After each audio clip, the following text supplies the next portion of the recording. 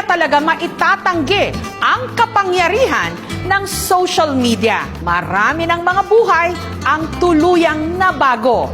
Katulad na lang ng lalaking minsang nakuna ng litrato at naging instant celebrity pa. Kamusta na nga ba siya? Mga larawang yumanig sa social media noon lamang nakaraang taon.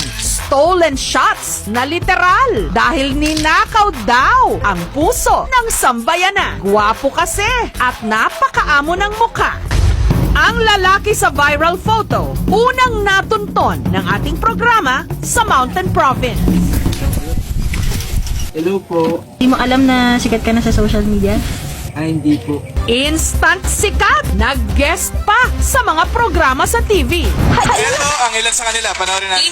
Patingin! Dito na ako ngayon sa TV, nagsikat na ako. Hindi ko alam paano ako napunta sa TV. Ibang-iba na. Mula sa mahiyain, confident na siya ngayon at tila mas komportable sa nakukuha niyang atensyon. Hindi ko po nakalain na nagsikat po yung picture ko. Siguro dahil sa kagapuan. Pero sa kabila ng kanyang celebrity status, ayon sa kanyang mga kaibigan at kapatid, nananatiling mapagkumbaba. Oo, ma'am po. Kailangan natin pansin natin mga kaibigan natin kay. Pag may kailangan tayo, dyan din tayo lalapit sa kanila.